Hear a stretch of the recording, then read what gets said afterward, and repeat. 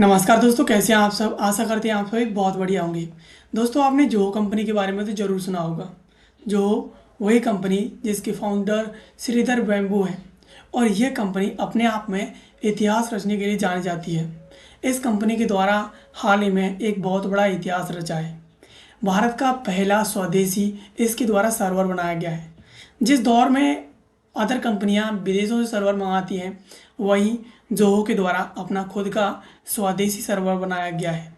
ये सर्वर बहुत ही ज़्यादा फास्ट है और काफ़ी ज़्यादा इस पर डिपेंडेंसी और ज़्यादा अब इस पर जो है इस पर बढ़ती जा रही है। हाल ही में इसको लेकर एक खबर भी चर्चा में है कि जोहो ने भारत में डिज़ाइन किए गए सर्वर नाथुला के साथ हार्डवेयर क्षेत्र में प्रवेश किया है। एआई और डाटा सेंटर की लागत कम करने पर ध्यान केंद्रित किया गया है। यानी यहाँ पर सबसे ज़्यादा ध्यान देने वाली बात यह है कि इसके द्वारा अपने लिए सिर्फ और सिर्फ एक सर्वर ही नहीं बनाया गया है। इसके द्वारा अपने लिए उसमें जो लगने वाली कॉस्ट है उस कॉस्ट को भी कम कर दिया है। तो इससे कहीं ना कहीं यहाँ पर एआई और डेटा सेंटरों में जो लागत हाई लागत लगती है वो इसमें अब और ज़्यादा कम हो जाती है। चलिए इसके बारे में थोड़ा विस्तार से समझते हैं कि आखिरकार जोहो के द्वारा ऐसा हाल ही में कैसे किया गया है। भारत का पहला स्वदेशी सर्वर प्लेटफॉर्म जोहो का नाथुला है और ये हार्डवेयर क्षेत्र में इसके द्वारा इसे बनाते हुए कदम रख लिया गया है और नागपुर में इसे बनाया गया है। इसके साथ ही भारत की ये अपनी तकनीक है जिस पर भारत को काफ़ी ज़्यादा गर्व है। इसके साथ ही इस ये जो सर्वर है इसमें बिजली की बचत भारत को मिलने वाली है। बिजली की बचत 12 से 18% होगी। इसके साथ ही यहाँ पर कुल जो लागत होगी वो 20 से 30% उस लागत में भी कमी आई है। इसके साथ ही साथ वैश्विक डेटा सेंटर है उसमें करीब 16 प्लस डेटा सेंटर जोहो के मौजूद हैं। इसके अलावा जोहो कॉरपोरेशन में अपना पहला स्वदेशी सर्वर नाथुला इसके द्वारा हाल ही में लॉन्च किया है और ये जो सर्वर है वो इंटेल जेनॉन 6 प्रोसेसर से युक्त है और यह सर्वर नागपुर में जो फ्रेशर इंजीनियर हैं उनके द्वारा डिज़ाइन किया गया है।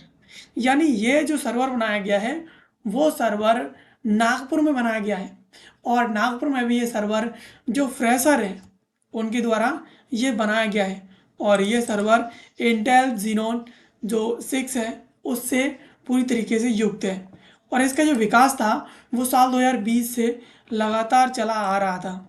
अब नाथुला क्या है, इसे क्यों लॉन्च किया गया है, इसकी बात करें तो जोहो कॉरपोरेशन ने नाथुला नामक एक स्वदेशी सर्वर प्लेटफॉर्म लॉन्च किया है जो कंपनी का हार्डवेयर क्षेत्र में पहला आधिकारिक प्रवेश है। यानी अब तक कंपनी सॉफ्टवेयर क्षेत्र में थी लेकिन अब कंपनी हार्डवेयर क्षेत्र में भी पहुंच चुकी है। इसके साथ ही यह platform data centre AI infrastructure की बढ़ती लागत को नियंत्रित करने के लिए डिज़ाइन किया गया है। जिस प्रकार से डेटा सेंटरों में और एआई इंफ्रास्ट्रक्चर में लागत बढ़ रही है उस लागत को नियंत्रित करने के लिए जोहो के द्वारा इसे बनाया है। सर्वर का नाम हिमालय में भारत चीन सीमा पर स्थित नाथुला पर्वतीय दर्रों से प्रेरित है और तिब्बत में ला का अर्थ होता है दर्रा। यानी इसका जो नाम लिया गया है वो काफ़ी ज़्यादा अपने आप में यूनिक है और ये जो नाम है वो भारत चीन सीमा पर जो एक दर्रा है नाथुला नाम से उस दर्रे से इसका नाम लिया गया है। इसके साथ ही इंटेल के सहयोग से इसमें इंटेल जीनोन 6 प्रोसेसर का इसमें उपयोग किया गया है जो उच्च प्रदर्शन और कम ऊर्जा खपत के लिए जाना जाता है।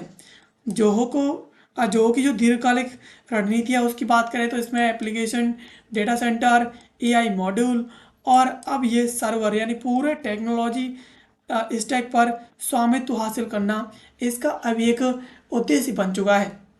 यानी जोहो के द्वारा शुरू में इसके द्वारा एप्लीकेशंस बनाई गई थी, फिर ये डेटा सेंटर बनाना शुरू कर दिया है, अब एआई मॉड्यूल्स बनाना शुरू कर दिया है, उसमें अब इसके द्वारा आधिकारिक रूप से प्रवेश ले लिया है। अब इसके द्वारा अब आकर के अपना खुद का सर्वर बना करके हार्डवेयर के क्षेत्र में भी इसके द्वारा आधिकारिक एंट्री मार ली गई है।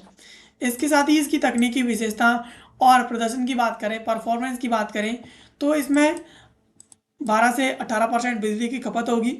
इसके साथ ही साथ 20 से 30% इसमें जो लागत है उसमें कमी आएगी और इसके साथ ही यहाँ पर टारगेट रखा है कि वर्ष 2026 की अंत तक इसमें करीब करीब 2000 के करीब इसमें सर्वर लगाए जाएंगे।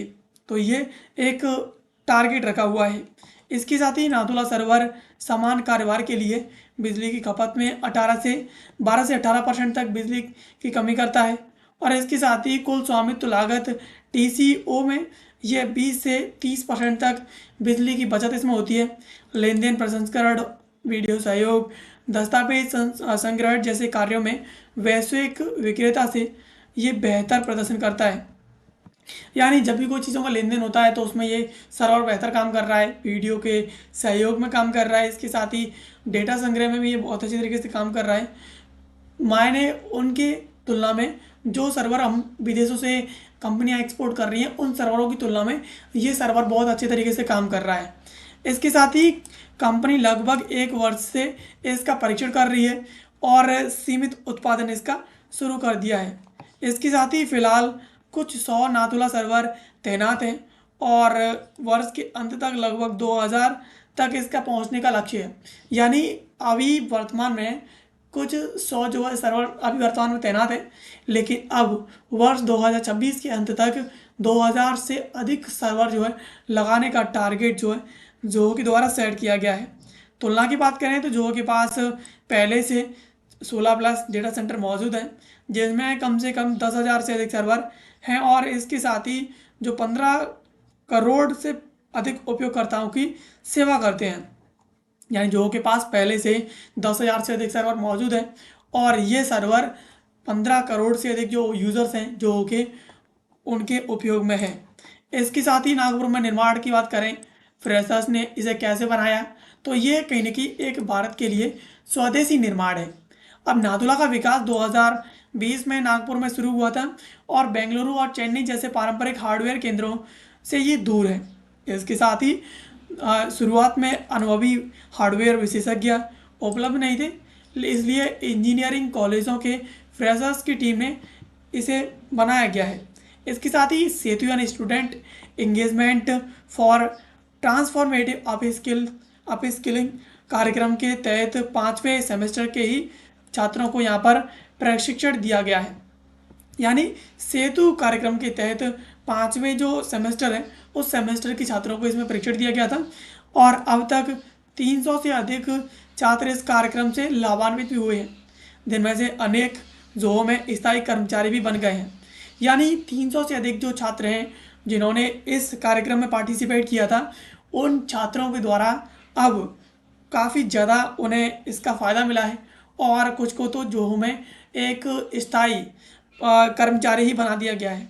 इसके साथ ही नागपुर की हार्डवेयर टीम के अधिकांश इंजीनियर सेतु कार्यक्रम के माध्यम से भर्ती हुए हैं। यानी यहाँ पर सबसे अधिक इंटरेस्टिंग बात यह है कि नागपुर की जो हार्डवेयर टीम थी उसके अधिकांश जो इंजीनियर थे वो सेतु कार्यक्रम के तहत ही जोहो में जो है भर्ती हुए हैं। अब यहाँ पर व्यावसायिक रणनीति, बिक्री नहीं आंतरिक उपयोग की बात करें तो जोहो के द्वारा एक व्यावसायिक रणनीति अपनाई गई है कि हम इस सर्वर का उपयोग बिक्री के लिए नहीं, इसका उपयोग हम आंतरिक उपयोग के लिए, अपने खुद के उपयोग के लिए करेंगे। ये एक जोहो का बिजनेस मॉड्यूल है। जोहो ने स्पष्ट किया है कि नाथुला फिलहाल मार्केट में बिक्री के लिए नहीं है, यह पूरी तरह से आंतरिक उपयोग के लिए है। जोहो पर ही चलता है और कंपनी के सभी एप्लीकेशन और सेवाएं इन्हीं सर्वरों पर होस्ट की जाएंगी। यानी ये जो सर्वर बनाया गया है वो सर्वर जोहो पर ही काम करता है। अब यहाँ पर जितने भी जोहो के एप्लीकेशंस हैं, सेवाएं हैं, वो सभी इन्हीं सर्वरों के माध्यम से होस्ट की जाएंगी। इसके साथ ही डेल, HPE यानी ह्यूलेट और पैकयार्ड एंटरप्राइज और इसके अलावा लेनोवो जैसे विदेशी सर्वर विक्रेताओं पर निर्भरता इससे कहीं न कहीं धीरे धीरे कम हो जाएगी। इसके साथ ही AI वर्कलोड के कारण इंफ्रास्ट्रक्चर डेवलपमेंट लागत में तेज़ी से इसमें वृद्धि होगी। इसके साथ ही 6 महीने में सर्वर कॉन्फ़िगरेशन की कीमत 3 से 4 गुना बढ़ी है। यानी यहाँ पर AI वर्कलोड के कारण इंफ्रास्ट्रक्चर की जो लागत है वो काफ़ी ज़्यादा बढ़ जाएगी और 6 महीने में देखा गया है कि सर्वर कॉन्फ़िगरेशन की लागत है वो 3 से 4 गुना बढ़ चुकी है। तो इसे कहीं न कहीं अब ये भारत बना रहा है वो कहीं न कहीं भारत के अंदर ही उपयोग किया जाएगा। भविष्य में चिप डिज़ाइन की दिशा में कदम बढ़ाने के संकेत भी यहाँ पर हमें देखने को मिल रहे हैं। इसके साथ ही हालांकि कंपनी ने इसकी कोई आधिकारिक टिप्पणी से परहेज किया है। यानी यहाँ पर जिस प्रकार से जो कंपनी लगातार अपने आप को एक्सपेंड करती हुई जा रही है, बढ़ती हुई जा रही है। तो यहाँ पर हमें एक चीज़ देखने को मिल रही है कि कंपनी भविष्य में चिप डिज़ाइनिंग के क्षेत्र में भी आगे बढ़ सकती है। हालांकि कंपनी ने इस पर कोई टिप्पणी नहीं दी है कि वो इस क्षेत्र में बढ़ेगी या नहीं बढ़ेगी, उसका क्या रुझान है, अभी कंपनी के द्वारा ऐसा कुछ भी नहीं बताया गया है। इसके साथ ही आरआईटी और जोहो की हालिया चर्चाओं की बात करें तो आपने देखा है कि बीते कुछ बीते पिछले साल या महीनों के अंदर हमने देखा था कि जोहो के जो ऐप थे वो काफ़ी ज़्यादा वायरल हो रहे थे। इसमें आरआईटी जिसको कंपेयर किया जा रहा था व्हाट्सएप से, और आरआईटी का जो सिस्टम था उसकी जो प्राइवेसी की जो पॉलिसीज थी, फीचर्स थे, वो एकदम अमेजिंग थे। और इसी वजह से ये काफ़ी ज़्यादा चर्चा में रहा था और इवन इसे कंपेयर किया गया था कि ये व्हाट्सएप को डिफीट भी कर सकता है। तो ताज़ा खबरों की बात करें तो यहाँ पर नाथुला से पहले जो एक स्वदेशी मैसेजिंग ऐप आरआईटी को लेकर के भी चर्चा में रहा है। तमिल में आरआईटी का अर्थ है बातचीत, और आरआईटी को व्हाट्सएप, स्लैक और टेलीग्राम जैसे विदेशी ऐपों के विकल्प के रूप में पेश किया गया, जो भारतीय डेटा संप्रभुता के सिद्धांत पर आधारित है। इस ऐप को भारत में होस्ट किया जाएगा और डेटा भारत से बाहर नहीं जाएगा। यह डिजिटल आत्मनिर्भरता की दिशा में जोहो का एक कदम है। जोहो के संस्थापक श्रीधर वेम्बू लगातार इस बात पर जोर देते हैं कि भारत को अपनी तकनीक स्वयं बनानी चाहिए। इसके साथ ही नाथुला सर्वर, आरआईटी ऐप दोनों मिलकर के जोहो की एक ही सोच को व्यक्त करते हैं, हार्डवेयर से लेकर के सॉफ्टवेयर तक हर परत में आत्मनिर्भरता। यानी जिस प्रकार से आरआईटी के द्वारा जो है पॉपुलैरिटी गेन की गई थी, वो यहाँ पर सबसे अधिक बड़ी बात ये थी कि जितने भी विदेशी ऐप हैं वो ऐप करते क्या है कि आपके डेटा को कलेक्ट करेंगे और उसके बाद उसे सेल कर देते हैं, और इवन उसे एडवर्टाइजिंग के लिए भी यूज़ करते हैं। लेकिन आरआईटी के द्वारा क्लियर कर दिया गया था कि हम ना तो डेटा को सेल करते हैं और ना ही उसे एडवर्टाइजिंग के लिए उपयोग करते हैं। तो इससे कहीं ना कहीं यहाँ पर भारत की स्वदेशी जो ऐप थे उनके द्वारा काफ़ी ज़्यादा जो है पब्लिक एंगेजमेंट गेन किया गया था, यानी सबसे ज़्यादा ये पब्लिक की नज़र में आए थे। इसके साथ ही जो और बाकी कंपनियों से किस प्रकार से अलग है, इसका एक छोटा सा तुलनात्मक विश्लेषण कर लेते हैं। जो की विशेषताओं की बात करें तो ये पूरी तरीके से बूट स्ट्रैप्ड, यानी किसी भी वेंचर कैपिटल के बिना चलती है, यानी इसे कोई वेंचर कैपिटल नहीं मिलता है। वहीं जो बड़ी बड़ी टेक कंपनियां हैं उन्हें वीसी फंडिंग, आईपीओ पर डिपेंड रहना पड़ता है, शेयरधारकों को जवाब भी देना पड़ता है। इसके साथ ही शेयर बाजार में सूचीबद्ध नहीं है, तिमाही मुनाफे का कोई दबाव नहीं है इसके ऊपर। वहीं AWS, एज़्योर, गूगल क्लाउड जैसे थर्ड पार्टी जो क्लाउड हैं उन पर डिपेंड रहना पड़ता है, जो भी बड़ी बड़ी टेक कंपनियां हैं उनको। इसके साथ ही ग्रामीण भारत में कार्यालय और ग्रामीण टेक्नोलॉजी मॉड्यूल, ये जोहो की एक बहुत बड़ी विशेषता है। वहीं जो बड़ी बड़ी टेक कंपनियां हैं वो सर्वर डेल, HPE, लेनोवो जैसे EOM से जो है सर्वर खरीदते हैं और उन पर जो है वो विदेशों में और जो खासतौर पर शहरी क्षेत्र हैं बड़े बड़े, वहाँ पर ये काम करती है। इसके साथ ही साथ हार्डवेयर से क्लाउड तक खुद बनाती है, बाहर से खरीदने की बिल्कुल भी ज़रूरत नहीं है। वहीं यहाँ पर बड़ी बड़ी जो टेक कंपनियां हैं वहाँ पर मेट्रो स्टेशन जो शहर हैं उन पर केंद्रित हैं, और Tier 2 अबॉन 3 जैसे शहरों में इनकी उपस्थिति कमी है। तो यहाँ पर सबसे बड़ी बात जो देखने को मिली है वो ये है कि बड़ी बड़ी जो कंपनियां हैं वो अपनी सर्वर विदेशों से खरीदती है। अपनी जो इनकी जो सेंटर हैं, केंद्र हैं जहाँ पर ये कंपनी स्थापित है, वो ज़्यादातर मेट्रो की शहरों में मिलेंगी या फिर बड़े बड़े शहरों में मिलेंगी। छोटे मोटे शहरों में इनकी उपस्थिति बिल्कुल भी नहीं है। डेटा गोपनीयता और इसके अलावा डेटा संप्रभुता की बात करें तो जो बड़ी बड़ी टेक कंपनियां हैं वो डेटा कई देशों में इनका फैला हुआ होता है, संप्रभुता को लेकर के एक बहुत बड़ी चुनौती रहती है। लेकिन वहीं जोहो की बात करें तो जोहो अपने आप में डेटा को प्रोटेक्ट करके रखती है, उसे सुरक्षित करके रखती है ताकि कोई इसकी डेटा का दुरुपयोग ना कर सके। वहीं बड़ी बड़ी टेक कंपनियां हैं वो इस मामले में एक तरीके से फेल है। और इसके साथ ही जो भारत की पहली सॉफ्टवेयर कंपनी है जिसने खुद का सर्वर प्लेटफॉर्म डिज़ाइन करने की हिम्मत दिखाई है, और इसे सास विदाउट सिलिकॉन वैली भी कहा जाता है। यानी भारत के अंदर जितनी भी कंपनियां हैं दोस्तों, उनमें से एक भी कंपनी में इतनी हिम्मत नहीं थी कि वो कंपनी अपने लिए खुद का सर्वर डिज़ाइन कर सके। वहीं जोहो के द्वारा ये कर दिखाया है। जितनी भी बड़ी बड़ी टेक कंपनीज हैं वो ज़्यादातर विदेशी सर्वरों पर डिपेंड रहती हैं और विदेशों से सर्वर जो है इंपोर्ट करती हैं और उसके बाद उस सर्वर पर काम करती हैं।